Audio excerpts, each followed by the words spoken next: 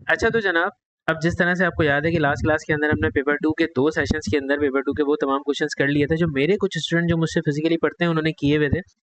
तो वो टॉपिक्स मैंने उनको करवा दिए। बाकी कुछ ऐसे टॉपिक्स थे, कुछ ऐसे क्वेश्चंस थे जो मैंने नहीं सॉल्व किए थे लास्ट क्लास के अंदर, तो मैं उन क्वेश्चंस को कंप्लीट करने के लिए जा रहा हूँ।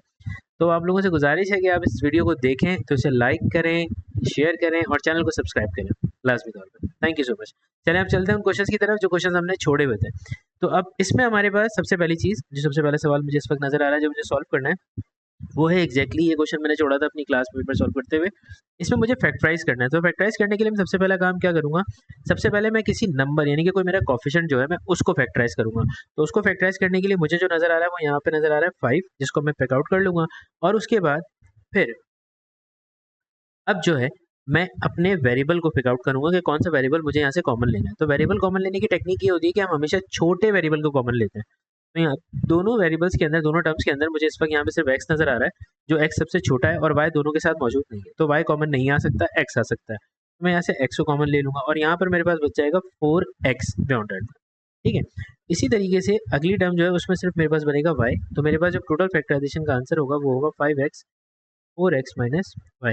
अच्छा, जो भी चीज़ हम फैक्टराइज लेते हैं तो उसका ख्याल हमेशा ये रखते हैं कि जब हम उस चीज़ को वापस अंदर भेजेंगे मल्टीप्लाई करने के लिए, तो वो हमेशा मल्टीप्लाई होने के बाद पूरी वही टर्म बननी चाहिए जो एग्जैक्टली क्वेश्चन था। तो अगर मैं 5x को अंदर सेंड करता हूँ वापसी, तो आप देखिए 5x यहाँ पे जाने के बाद 20x y बन जाएगा, क्योंकि 5 4 सा होता है 20, और 5x y जब y के पास जाएगा तो it will become 5x y। अब चलते हैं नेक्स्ट क्वेश्चन की तरफ जिसमें लिखा हुआ है एक्सपेंड एंड सिंप्लीफाई। देखो बेटा, एक्सपेंड करने का तरीका ये होता है कि आपके पास जो भी टर्म दी हुई है आप उसे हमेशा ओपनली मल्टीप्लाई कर दोगे। तो 4 को जब 3 से मल्टीप्लाई करोगे तो ये 12x बनेगा और 4 2 से हो जाएगा 8। यहाँ पर ये हो जाएगा 5x और ये हो जाएगा प्लस का 5। फिर आप इसको सिंप्लीफाई करोगे तो ये बनेगा 17x, और 8 और 5, 8 और 2 10 और प्लस 3 तो ये हो जाएगा 13। तो ये हो गई इसकी एक्सपेंशन। ठीक है जनाब। अच्छा, इसी तरीके से और मैंने कौन सा क्वेश्चन छोड़ा था इसके अंदर, हम वो भी देख लेते हैं। मैंने छोड़ा था ये सीक्वेंस का सवाल, जो कि बिलोंग कर रहा था अलजबरा से, और मेरे कुछ स्टूडेंट्स ने अलजबरा अभी तक पूरी तरह से नहीं किया है। तो अब यहाँ पे देख लेते हैं। हमारे पास लिखा हुआ है there are first 5 terms of the sequence. एक सीक्वेंस की शुरू की 5 टर्म्स दी हुई है, find the next term of the sequence. इस सीक्वेंस की नेक्स्ट टर्म फिगर आउट करनी है आपको। तो अगर आप इसको देखें तो यहाँ पर आपको साफ नजर आ रहा है कि 3 8 देन 13 देन 18 देन 23, यानी कि कुल मिला के अगली जो टर्म मुझे इस वक्त सीक्वेंस में नजर आ रही है that must be 28।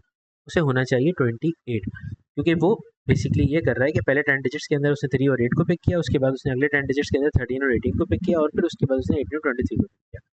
Final expression for the nth term of the sequence. अब nth term of the sequence के लिए हमेशा सबसे पहली चीज और इंपॉर्टेंट चीज ये होती है कि आप उसका रूल फिगर आउट करते हैं कि कौन सा रूल है। दो तरह के रूल्स होते हैं। पहला रूल ये होता है कि आपके पास डिफरेंस सेम होता है, यानी कि you are having a same difference, यानी कि हर दो नंबर्स के दरमियान का डिफरेंस सेम होगा। दूसरा रूल ये होता है आपके पास सीक्वेंस को आइडेंटिफाई करने के लिए कि आपके पास कोई एक स्पेसिफिक नंबर हर प्रीवियस नंबर के साथ मल्टीप्लाई हो रहा होता है और उससे आप अगली टर्म को बना सकते हो। ठीक है। तीसरा रूल ये होता है कि आपके पास डिफरेंस कॉमन नहीं होता पर डिफरेंस ऑफ डिफरेंस कॉमन होता है, तो उस वक्त आप उसको कहते हो क्वाड्रेटिक सीक्वेंस। और जो आईजी के स्टूडेंट होते हैं उनके पास क्यूबिक सीक्वेंस का क्वेश्चन भी आता है। इसके अंदर आपके पास difference of difference then difference of difference फिर सेम होता है, यानी कि आपके पास थर्ड डिफरेंस सेम हो रहा होता है, तो वो क्यूबिक सीक्वेंस होती है। और जब सेकंड डिफरेंस सेम हो रहा होता है तो क्वाड्रेटिक सीक्वेंस होती है। अब इस क्वेश्चन को देखते हैं कि इसमें क्या करना है। इसमें अगर देखा जाए तो मेरे पास पहले 8 में से 3 जाएगा तो 5 आ जाएगा, और फिर 13 में से 8 जाएगा तो वो भी मुझे अगेनली 5 ही देगा। यानी कि इसका मतलब हुआ कि यहाँ पर एग्जैक्टली सेम डिफरेंस आ रहा है। तो सेम डिफरेंस की जब हमें nth टर्म बनानी होती है तो उसकी nth टर्म जो होती है उसका फॉर्मूला होता है a plus n minus 1 D. इसमें a कहलाती है फर्स्ट टर्म, n कहलाती है पोजीशन ऑफ टर्म, और d कहलाती है आपके पास कॉमन डिफरेंस। तो a जो है वो मेरी सीक्वेंस की फर्स्ट टर्म जो कि 3 है, फिर हो जाएगा n माइनस 1, और d जो है वो मेरे पास है कॉमन डिफरेंस दैट इज 5। तो ये हो जाएगा 3 प्लस 5n माइनस 5, और उसके बाद 5n 3 माइनस 5 करेंगे अगर तो मेरे पास आ जाएगा एग्जैक्टली -2। ठीक है। तो ये मेरे पास हो गया इसका nth rule. Tn is the nth term of the different sequence। ये एक दूसरी डिफरेंट सीक्वेंस की nth टर्म है। उसने कहा there are first 5 terms of the sequence are there. पहली शुरू की 5 टर्म्स उसने आपको दी हुई है। वो कह रहे हैं T25 को फिगर आउट करें। यार T25 कैसे फिगर आउट होगा, बहुत आसान सा हल है। अगर देखा जाए तो मेरे पास ये एक सीक्वेंस है 3/4 8/9 13/16 18/25 एंड 23/36। अब अगर मैं इसको गौर से देखो, मैं आपको एक बात बताता हूँ। देखो इसमें जो ऊपर न्यूमरेटर में टर्म्स दी हुई है वो सारी की सारी वही टर्म्स है जिस सीक्वेंस को आप पहले सॉल्व करके आए हो। तो इसका मतलब ये हुआ कि इसमें न्यूमरेटर और डिनोमिनेटर यानी कि दो चीज़ें एग्जिस्ट कर रही होंगी। एक न्यूमरेटर वैल्यू होगी जो कि यहाँ पर होगी और एक डिनोमिनेटर वैल्यू होगी जो कि यहाँ पर होगी। तो न्यूमरेटर वैल्यू के लिए सेम वही सीक्वेंस इस्तेमाल हो रही है जो पहले मैंने ऊपर सवाल में सॉल्व किया। इसका मतलब इसकी nth टर्म भी यही होने वाली है, दैट विल बी 5n-2। ठीक है। इसी तरीके से अब जो नीचे सीक्वेंस है उसमें क्या हो रहा है, नीचे जो सीक्वेंस है डिनोमिनेटर में उसमें लिखा हुआ है 4, 9, 16, 25, 36।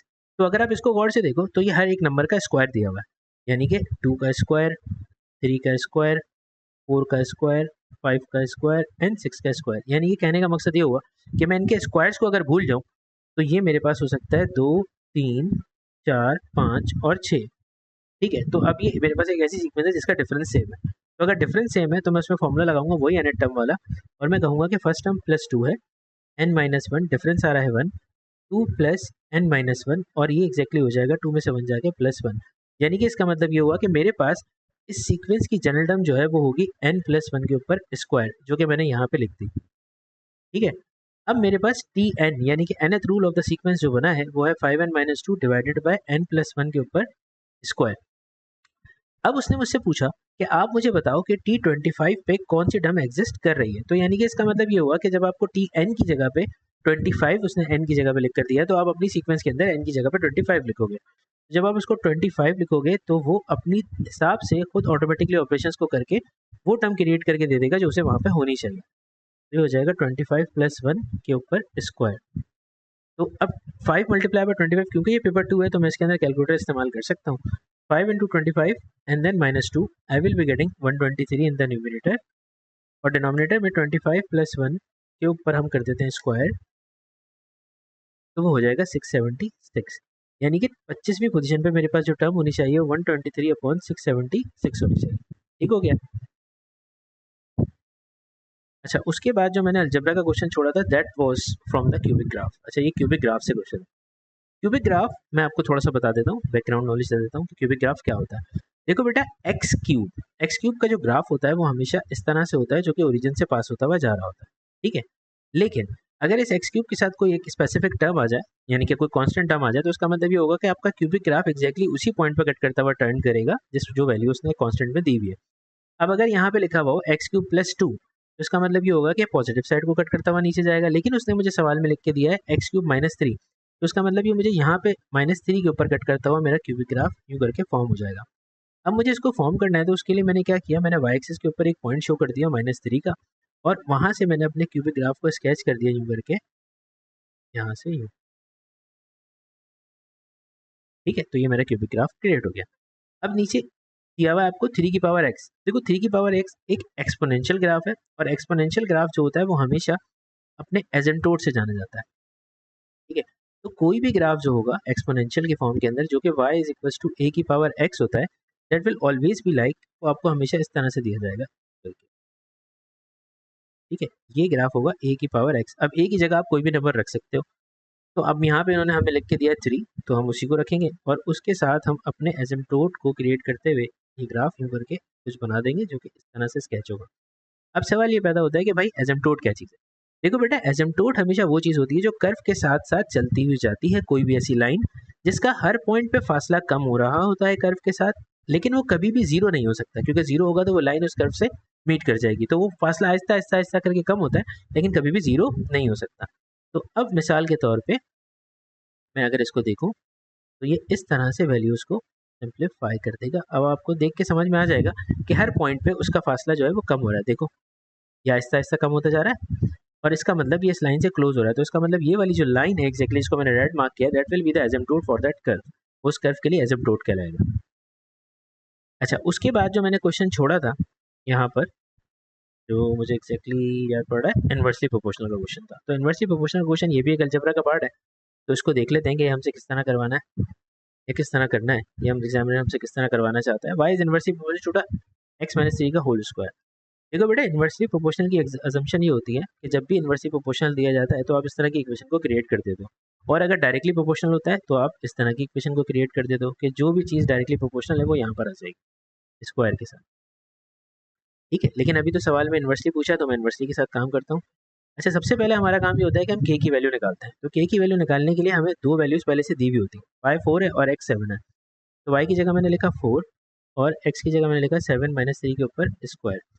तो 4 is equals to k upon 7 minus 3 4 का square, k is equals to 4 का क्यूब हो जाएगा। तो अगर मुझे क्यूब याद नहीं है तो मैं यहाँ से क्यूब लेके देख सकता हूँ, वैसे मुझे याद है, आपके लिए मैंने किया k इज इक्वल्स टू 64। तो y is equals to 64 upon x minus 3 का स्क्वायर। तो ये मैंने एक k की फॉर्म में एक्सप्रेशन बना ली। अब मेरा अगला काम ये होगा कि मैं अब इसमें x की वैल्यू डाल के y की वैल्यू को फिगर आउट करूँगा। तो जब मैं इसमें x की वैल्यू डालूंगा तो ये हो जाएगा -2 -3 के ऊपर स्क्वायर 64 डिवाइडेड बाय -5 के ऊपर स्क्वायर, और 5 का स्क्वायर होता है 25, तो 64 अपॉन 25 मेरी वैल्यू आ जाएगी, जो कि अनसिम्प्लीफाइड वैल्यू है, उसको मैं फर्दर सिंप्लीफाई नहीं कर सकता, तो मैं ऐसे ही इसको हालत में छोड़ दूंगा क्वेश्चन। अब दिया हुआ है अगला सवाल।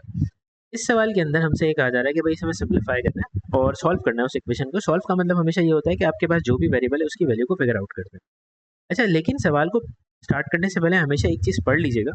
जैसे उसने यहाँ पे लिखा है, you must show all your working, give your answer correct to 2 decimal place. 2 decimal place का मतलब एक सीधी सी बात ये है कि यहाँ पर जब भी 2 डेसिमल प्लेस या 3 सिग्निफिकेंट फिगर किसी भी अलजेब्रा के क्वेश्चन में आता है, तो मोस्ट ऑफ द टाइम वहाँ पे ऐसा ज़रूर हो रहा होता है कि उस इक्वेशन को अगर देख के आपको लग रहा है यहाँ तो वो क्वाड्रेटिक है, अगर ये क्वाड्रेटिक इक्वेशन है तो इसके अंदर आपको क्वाड्रेटिक फॉर्मूला यूज़ करना पड़ेगा, जब भी आंसर आपका 2 डेसिमल प्लेस या 3 सिग्निफिकेंट फिगर आ सकता है। तो अब मैं इसको करता हूँ सिंप्लीफाई। तो 2x प्लस 1 को मैंने यहीं छोड़ा, डिवाइडेड बाय x प्लस 4, और मैंने 5 को वहाँ भेज दिया, तो वो हो गया x माइनस 5। x प्लस 4 यहाँ डिवाइड हो रहा था, वहाँ जाकर मल्टीप्लाई हो जाएगा। तो 2x plus 1 is equal to x minus 5 into x plus 4। तो जब ये इससे मल्टीप्लाई होगा तो बनेगा एक्स स्क्वायर प्लस का 4x माइनस का 5x और माइनस का 20। यहाँ लिखा हुआ है 2x plus 1। 2x plus 1 is equals to x square minus x minus 20, x square minus x minus 20 minus का 2x एंड माइनस का 1 इक्वल टू 0। ये हो जाएगा एक्स स्क्वायर माइनस एक्स और माइनस 2x बनेगा माइनस का 3x, और ये हो जाएगा माइनस का 21 इज इक्वल टू 0। तो now I am getting the quadratic equation. अब मैं क्वाड्रेटिक इक्वेशन को इस इक्वेशन से, यानी कि अपनी क्वाड्रेटिक इक्वेशन से, स्टैंडर्ड क्वाड्रेटिक इक्वेशन से कंपेयर करके a b और c की वैल्यूज़ को अलग कर लूँगा। a मेरे पास 1 हो जाएगा, b मेरे पास -3 और c मेरे पास माइनस का 21 हो जाएगा। ठीक है, अब इसके बाद अगला स्टेप जो होगा ये होगा कि मैं लगाऊंगा quadratic formula, that is equal to minus b plus minus under root of b square minus 4ac divided by 2a। तो माइनस बी की जगह मैंने लिखा -3 plus minus under root of -3 पे स्क्वायर -4, ए क्या है आपके पास 1 और सी क्या है -21 डिवाइडेड बाय 2a। ए जो है वो आपके पास 1 के बराबर, माइनस माइनस हो जाएगा +3 अंडर रूट ऑफ 3 का स्क्वायर हो जाएगा 9 माइनस माइनस प्लस 4 को मैं मल्टीप्लाई करूँगा 21 से, तो ये मेरे पास क्रिएट कर देगा 84 डिवाइडेड बाय 2, और 3 और sorry under root of 9 plus 84, वो मुझे फाइनल आंसर देगा 3 प्लस माइनस 6.44। ठीक है, वैसे तो 437 है ये, तो मैं इसको 437 ही लिख देता हूँ क्योंकि वो राउंडिंग ऑफ होकर 437 आए, डिवाइडेड बाय 2। अब मेरे पास ऑप्शन है कि 3 प्लस 6.437 डिवाइडेड बाय 2 कर दें, या फिर 3 माइनस 6.437 डिवाइडेड बाय 2 कर दें। तो जब आप इसको करेंगे तो 3 प्लस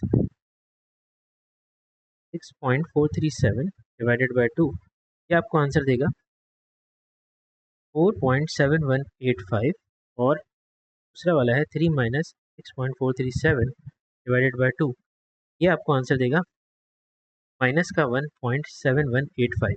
अच्छा, अब चूंकि आप पेपर टू सॉल्व कर रहे हैं, सो सॉरी, क्योंकि आप पेपर टू सॉल्व कर रहे हैं तो उसमें आपको इस चीज़ का ख्याल जरूर रखना है कि आपके पास जितने भी आंसर्स होंगे वो 3 सिग्निफिकेंट फिगर पे होने चाहिए। तो 3 सिग्निफिकेंट फिगर का मतलब हुआ कि ये आंसर हो सकता है 4.72 और ये वाला आंसर हो सकता है -1.72। तो ये आंसर दोनों मेरे 3 सिग्निफिकेंट फिगर्स पर है। अच्छा, उसके बाद मैंने कोई सवाल छोड़ा था, उसके बाद आई गेस मुझे नहीं याद पड़ता था मैंने कोई सवाल छोड़ा था।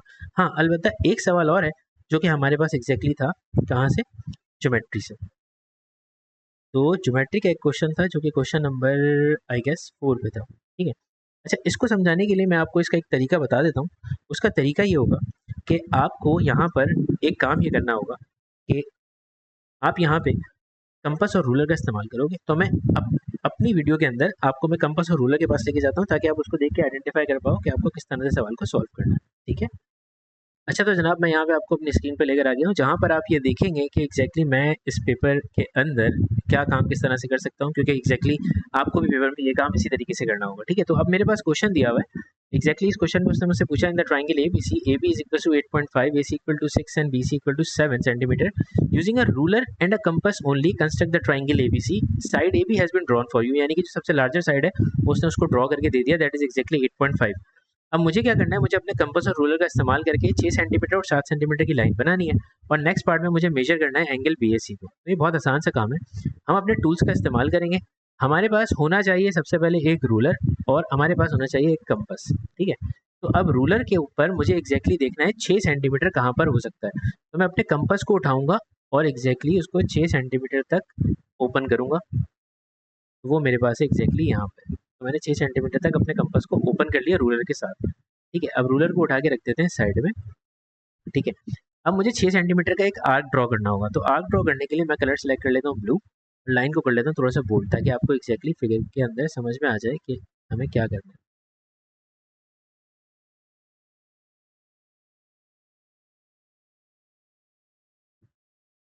मैंने अब अपने कंपास को उठाया, ए के ऊपर रखा, क्योंकि उसने मुझसे बोला था, उसने मुझसे एग्जैक्टली कहा था कि भाई ए और सी। तो इसका मतलब सी तो मुझे नज़र नहीं आ रहा, ए नज़र आ रहा है, तो ए के ऊपर मैंने अपने कंपास की पेन को रखा, और यहाँ से घुमा के मैंने एक आर्क यहाँ पे ड्रॉ करना है एग्जैक्ट। तो मैंने यहाँ से एक आर्क ड्रॉ कर दिया 6 सेंटीमीटर का।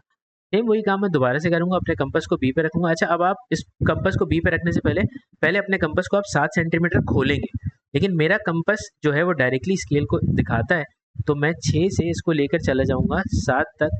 ये मेरा हो गया 7। ठीक है। और अब मैं डायरेक्टली इसको यहाँ से एक आर्क को ड्रॉ कर दूँगा, जो कि मेरे इस पुराने आर्क को कट कर देगा। तो मैंने यहाँ से इसको कट कर दिया, पुराने आर्क को। अच्छा, अब दूसरा काम ये हो सकता है कि आप इसके अंदर अपने पास आप इरेज़र का इस्तेमाल करें, और इरेज़र का इस्तेमाल करके आप उन तमाम चीज़ों को यहाँ से मूव ऑन कर दें जो आपके किसी काम की नहीं है। मतलब इतने बड़े-बड़े आर्क्स की ज़रूरत नहीं होती, हमें छोटे से आर्क चाहिए होते हैं जिससे हमें आइडिया हो जाए कि हमारा पॉइंट यहाँ पर है। तो अब एग्जैक्टली यहाँ पे ये जो पॉइंट है वो आपका एग्जैक्टली इस पोजीशन पर है, जिसका नाम हो सकता है सी। ठीक है। तो उसके लिए मैं यहाँ पे एग्जैक्टली यहाँ लिख देता हूँ कि भाई ये जो पॉइंट है मेरा, वो है मेरा सी।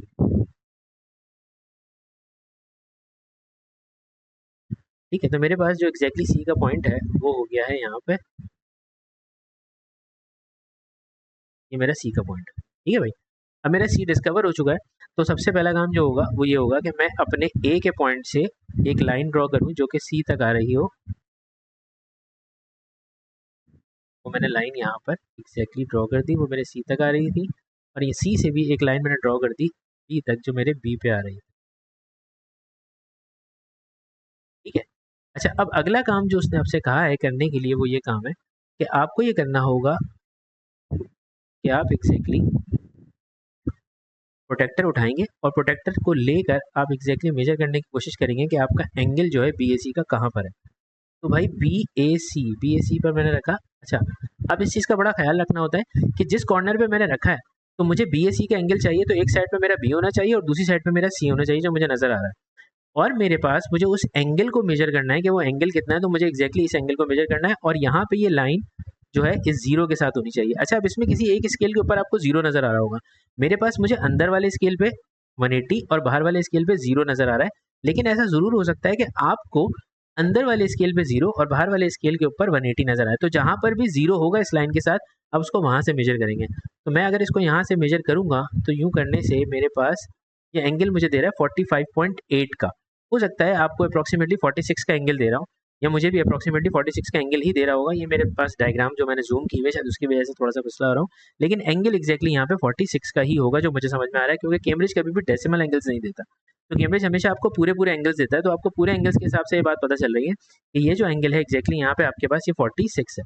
तो मैं यहाँ पे लिख देता हूँ कि भाई मेरा ये जो एंगल आया है दैट इज एग्जैक्टली 46।